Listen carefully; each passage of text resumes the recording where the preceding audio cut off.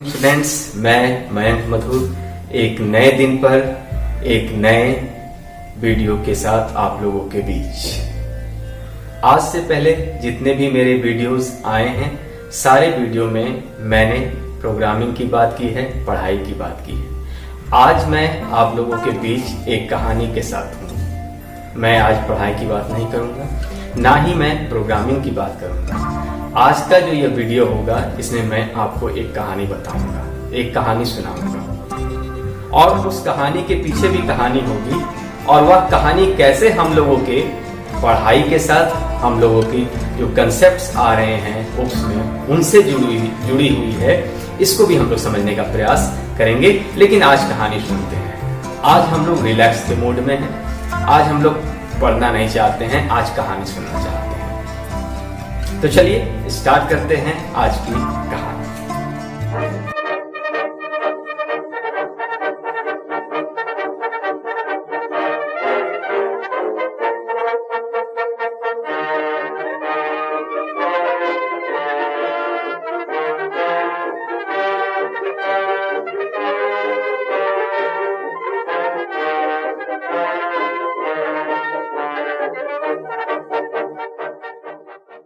यह कहानी है एक लड़के की कहानी।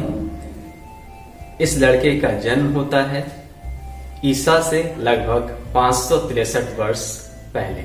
इस लड़के के पिता का नाम शुद्धोधन था, जो कि एक राजा थे, और माता का नाम था माया देवी।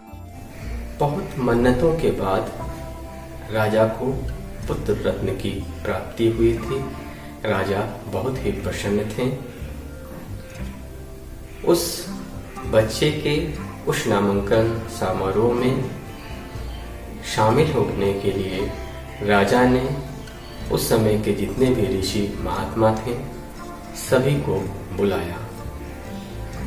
सभी लोग उस नामांकन संस्कार महोत्सव में शामिल हुए और उस बच्चे को आशीर्वाद दिया। जितने भी लोग आए हुए थे उस समारोह में, उनसे राजा ने पूछा अपने पुत्र के बारे में कि इसका भविष्य क्या होगा। बहुत से लोगों ने कहा यह आने वाले समय में महान सम्राट बनेगा, महान राजा बनेगा। लेकिन एक लड़का था, एक ज्योतिषी था, उसने कहा राजन आप कुछ भी कर लो, यह बच्चा आने वाले समय में एक महान सन्यासी, एक महान ऋषि बनेगा। यह सुन राजा को बड़ा क्रोध आया। उन्हें बड़ा भीतर से कष्ट प्राप्त हुआ कि बड़े मन्नतों के बाद एक पुत्र प्राप्त हुआ, अगर वह भी सन्यासी बन जाए तो मेरे राजपाट का क्या होगा। इस राजा इस चिंता में पड़ गए। फिर उन्होंने बहुत सोचा कि क्या किया जाए, कैसे बच्चे को रोका जाए सन्यासी बनने से। उन्होंने उस बच्चे के चारों ओर राजकीय विलासिता का एक वातावरण बनाया। एक ऐसा वातावरण तैयार किया जिससे किसी भी स्थिति में राजकुमार को दुख की अनुभूति ना हो। कष्ट क्या होता है, दुख क्या होता है, यह राजकुमार को पता ही ना चले। एक ऐसा वातावरण राजा ने बनाया। दिन कटते चले, दिन आगे बढ़ा। कहा जाता है कि जो भाग्य का लिखा है वह उसे कोई बदल नहीं सकता। आप कितना भी प्रयास कर लो, लेकिन जो भाग्य का लिखा है आप उसे बदल नहीं सकते हो। होनी को कोई टाल नहीं सकता। होनी तो कुछ और ही थी, तो कुछ और ही थी। 21 वर्ष के आयु में वह राजकुमार एक दिन रथ पर सवार हो कहीं जा रहा था। तो राजकुमार जब कहीं बाहर जाता था तो ऐसा प्रबंध किया जाता था कि जो भी रास्ते पड़े उन रास्तों को खाली करा दिया जाए और राजकुमार को ऐसी कोई भी चीज ना दिखे जिससे उन्हें दुख की अनुभूति हो। राजकुमार का रथ आगे बढ़ा, लेकिन उस दिन राजकुमार को सामने एक वृद्ध विकलांग व्यक्ति आता दिखाई दिया। राजकुमार ने सारथी से पूछा, यह कौन है? सारथी को यह आदेश नहीं था कुछ बोलने को, लेकिन राजकुमार ने बार बार कहा, यह कौन है, यह कौन है? तब सारथी ने कहा, राजकुमार यह वृद्ध विकलांग व्यक्ति है। तो कहा, ऐसे भी लोग होते हैं? राजकुमार ने कहा, ऐसे भी लोग होते हैं? सारथी ने कहा, हाँ, वृद्ध तो सभी को होना है और किसके साथ कब क्या होगा यह कोई नहीं जानता है। क्या मैं भी वृद्ध होऊंगा? हाँ, आप भी वृद्ध होंगे। फिर राजकुमार का रथ आगे बढ़ा। उन्होंने एक बीमार रोगी व्यक्ति को जाते देखा जो लंगड़ा कर चल रहा था।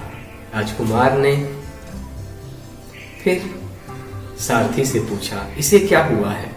सारथी ने कहा, यह बीमार है, यह रोगी है। क्या मैं भी बीमार होऊंगा, मैं भी रोगी हो जाऊंगा, हो सकता हूं? सारथी ने कहा, हाँ, आप भी हो सकते हैं, कोई भी हो सकता है। फिर आगे रथ बढ़ा।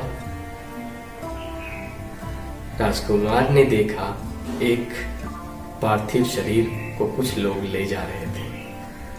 राजकुमार ने देखा एक पार्थिव शरीर को कुछ लोग ले जा रहे थे। राजकुमार ने कहा, इसे क्या हुआ है?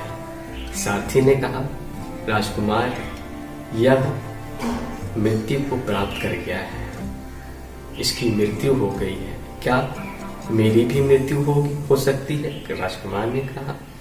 सारथी ने कहा, हाँ, किसी की भी मृत्यु हो सकती है। कुछ दूर और आगे जाने के बाद राजकुमार ने एक साधु को देखा जो गेरुए वस्त्र में जा रहे थे।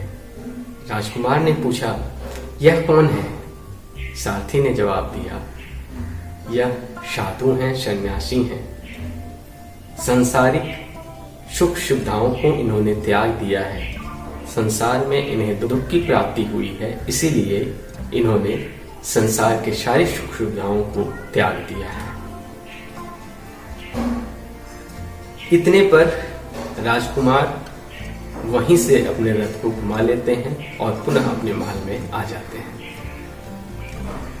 इन सारी बातों की, इन सारी घटनाओं की राजकुमार के मन पर बड़ा ही प्रभाव पड़ा। जीवन में पहली दफा राजकुमार को दुख से परिचय प्राप्त हुआ। पहली दफा यह पता चला कि दुख क्या होता है। दुख से राजकुमार को पहली दफा परिचय प्राप्त हुआ। राजकुमार का मन बड़ा खिन्न हुआ और उसी रात राजकुमार पूरे राजपाट को छोड़कर जंगल की ओर चले गए। कई वर्षों तक राजकुमार जंगल में तपस्या करते रहे। तपस्या करते करते कई वर्षों के पश्चात उन्हें गया के सीमावर्ती क्षेत्र में एक पीपल के पेड़ के नीचे ज्ञान की प्राप्ति हुई। ज्ञान की प्राप्ति के बाद वही राजकुमार महात्मा बुद्ध, भगवान बुद्ध कहलाए। ज्ञान प्राप्ति के बाद चूंकि वह 12 साल पहले अपने नवजात शिशु और पत्नी, जिनका नाम यशोधरा था, उनको छोड़ के आए थे तो चले उन्होंने सोचा चले अपने पुत्र को एक बार देख लिया जाए। जब वह पुनः अपने नगर को लौटते हैं और जब इसकी जानकारी यशोधरा को होती है तो यशोधरा दौड़ी दौड़ी उनके पास आती है। पहले तो वह उन पे बहुत गुस्सा करती है, कई तरह की बातें उनसे कहती है, कई बातें उनको सुनाती है, फिर कहती है क्या तुम बता के नहीं जा सकते थे, क्या तुम मुझे कह के नहीं जा सकते थे। तो महात्मा बुद्ध कहते हैं कि अगर मैं बता के जाता तो क्या तुम मुझे जाने देती। जो गया था वह कोई दूसरा था, जो आया है वह कोई दूसरा है। बच्चों, यह है आज की कहानी। आज की कहानी आप लोगों ने सुनी। मुझे उम्मीद है आप लोग इसे समझने का भी प्रयास करेंगे।